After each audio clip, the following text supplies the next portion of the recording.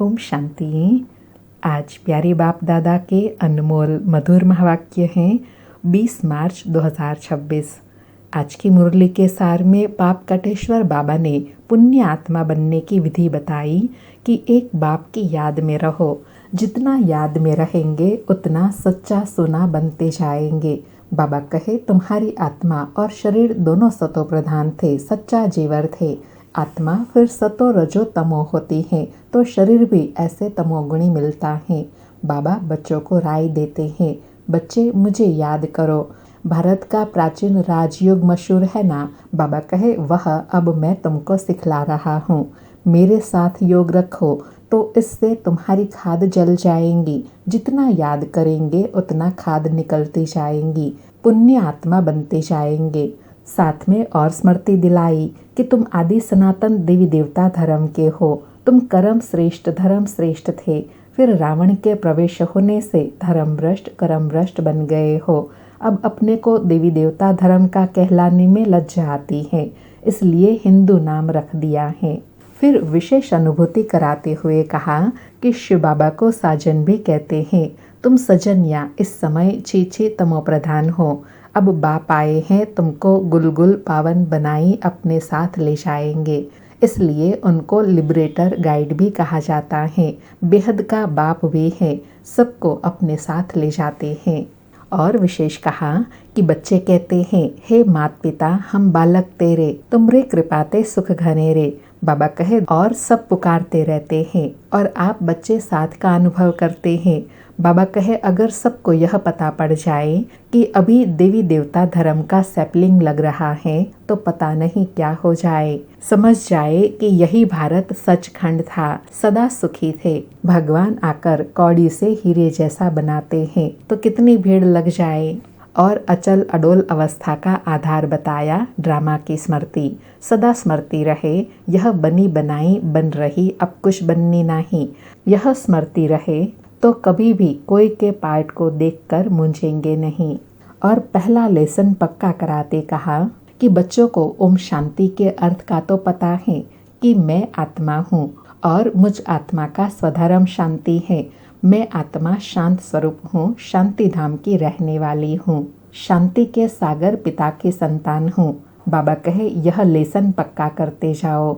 और त्रिमूर्ति शिव जयंती का गुह्य रहस्य समझाते हुए कहा कि बाबा के पधरामणी हुए अभी 2026 में 90 वर्ष हुए। फिर साथ साथ ब्रह्मा विष्णु शंकर की भी पधरामणी।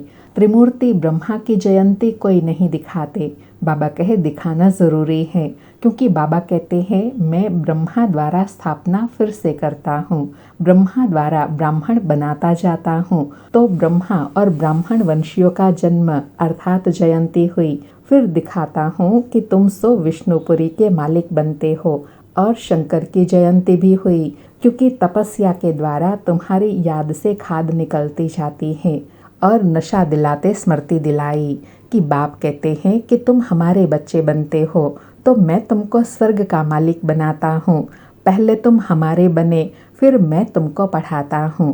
कहते हो बाबा हम तुम्हारे हैं, तो बाबा कहे साथ साथ फिर पढ़ना भी है। हमारे बने और तुम्हारी पढ़ाई शुरू हो गई।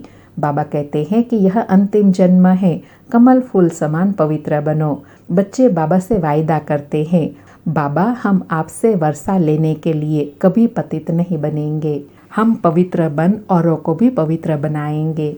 सुनते हैं प्यारे बाप दादा के अनमोल मधुर महावाक्य। आज बाबा कहे मीठे बच्चे, पुण्य आत्मा बनना है तो एक बाप को फॉलो करो। याद से ही खाद निकलेंगी, आत्मा पावन बनेंगी। मीठे बच्चे, पावन बनना है तो एक बाप को याद करो। याद से ही खाद निकलेंगी, आत्मा पावन बनेंगी। आज मुरली से प्रश्न है, कौन सी स्मृति रहे तो कभी भी किसी बात में मूंझ नहीं सकते।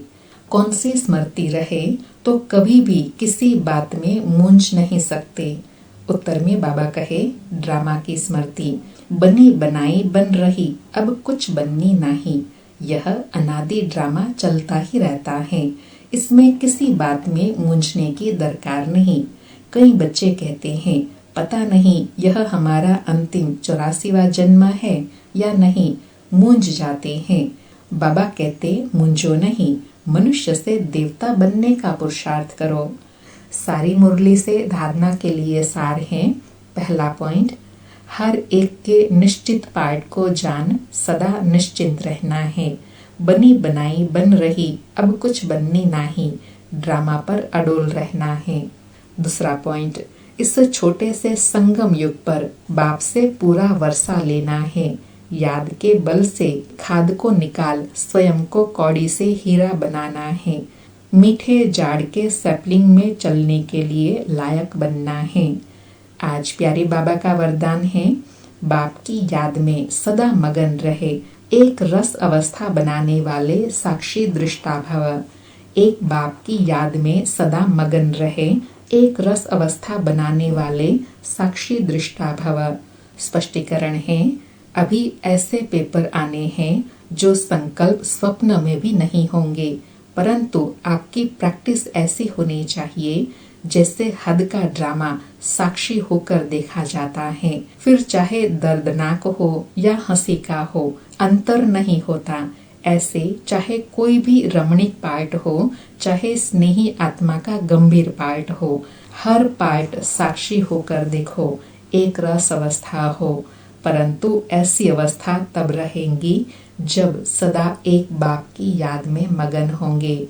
बाबा कहे अंतिम समय चल रहा है, तो ऐसे पेपर आएंगे जो कभी संकल्प स्वप्न में भी नहीं होंगे। खुशी के रमणीकता के सीन भी आएंगे और गंभीर पार्ट भी सामने आएंगे, लेकिन बाबा कहे सब में एक रस अवस्था बनी रहे। लेकिन बाबा कहे उसमें अचल अडोल रहने के लिए एक बाप की याद में मगन रहना है।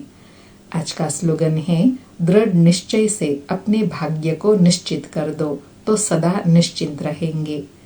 आज 20 मार्च के अव्यक्त इशारे हैं, निश्चय के फाउंडेशन को मजबूत कर सदा निर्भय और निश्चिंत रहो। बाबा कहे कर्म करने के पहले यह निश्चय रखो कि विजय तो हमारी हुई पड़ी है। अनेक कल्प विजयी बने हैं। जब अनेक कल्प अनेक बार विजयी बन विजय माला में पिरोने वाले पूजन होने वाले बने हैं, तो अब वही रिपीट करना है। बना हुआ कर्म दोबारा रिपीट करना है। इसलिए कहा जाता है बना बनाया खेल। बना हुआ है लेकिन अब फिर से रिपीट कर बना बनाया जो कहावत है उसे पूरा करना है। बाबा ने निश्चय के लिए कितनी श्रेष्ठ स्मृति दिलाई कि सदा स्मृति रहे, हम ही विजयी थे, अब फिर हमको ही विजयी बनना है। अच्छा, ओम शांति। शुक्रिया बाबा, शुक्रिया।